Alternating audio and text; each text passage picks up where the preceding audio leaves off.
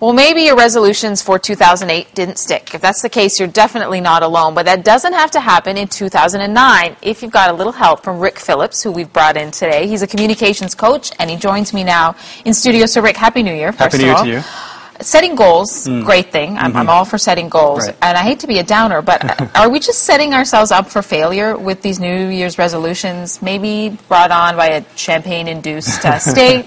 But are we just setting ourselves up for failure? Yeah, quite often, 90% of the time we are. And that's the challenge. I don't know if it's a cultural thing or a global thing, but we definitely like to just put all this pressure on that 1 or 2 days, the 31st to the 1st, and then it becomes sort of, hey, I failed, my friends failed, it's okay, maybe next year we'll try again. Yeah, and then the cycle continues. The cycle continues. And continues. Yeah. So what can we do to make sure, though, that that's something we're really serious about, that we do carry it throughout the year and maybe for our whole lives? As a coach, I have to do assessments for new clients, and we want to establish their goals ahead of time. So goal setting is very important. We can use this in your own life, whether it's personal or professional. There's a model we use called the G.R.O.W model for coaching, G.R.O.W, and I think this is something that we can use. Okay, so let's talk about, I've never heard of it actually. Okay. So let's say I've resolved to save more money for a house. A lot of people are doing that this year. So what would be the steps of GROW? Right. Well, first of all, the G surprisingly stands for goals. What are your goals? So this is when you're establishing what the vision is, and think of it like you're going to take a drive. You have to know your destination.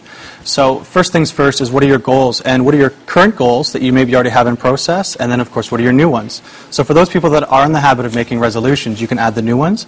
Other people that are doing month-by-month goals, they can just continue on. So first things first, what are your goals? And those goals, are they specific? Are they measurable? Is there enthusiasm involved? Are they time-based? All those types of things. After that, the R stands for reality. And some people might say current reality. What is the current reality? Where are you now? Realistic about your life right now, right, exactly. not your dream scenario. And the other thing, too, about resolutions, a lot of people really focus on personal development, but let's not forget professional development, too. So, once again, where are you at work? Where are you in your social life? And it was this reality. Take a look around you.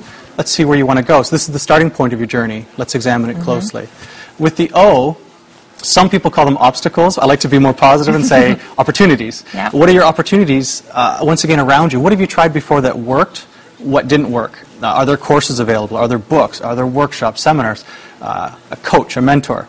And another thing I'd like to mention is that a lot of people, for whatever reason, they don't really investigate professional development at work. There actually are a lot of companies out there that will support their employees in their development. So if you don't ask, you won't know. Yeah, we were talking about with Malcolm Gladwell about seizing the opportunity and what a key that is to success. So exactly. And so what's the W? Where does that bring us to? The W, some people call it wrap up. I like to be more specific and call it willingness. How willing are you to achieve these goals? It's great we can put a bunch of goals down, financial goals, health goals. Great, fantastic. Step back, look at it, and say, on a scale of 1 to 10, how motivated am I to do these goals? The ones that are 10 out of 10, 9 out of 10, 8 out of 10, your action plan should say do those first.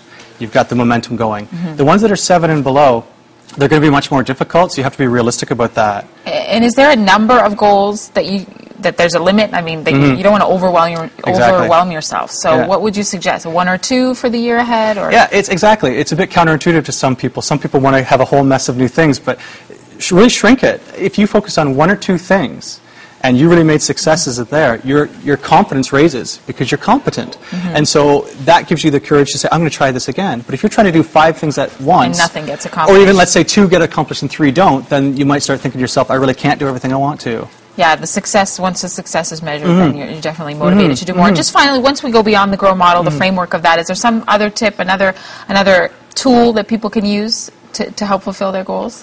Well, I mean, staying focused is, I mean, it's a tried and true method, and there's different ways to stay focused. Write things down. Some of the most successful people out there have written things down, whether it's officially called goal setting or not, or whether it's a journal. Write things down. It immediately becomes more memorable to you, and it becomes something that's saying, okay, I've made a decision, and a decision is powerful. Yeah, I was tracking my spending for a while there, and that's when you wake up, when you realize, hey. Or you stop tracking your spending. Thank you so much for your time. Welcome. Again, Thank Happy you. New Year. Here's hoping to a successful 2009. To all of us. Rick Phillips. Thank you.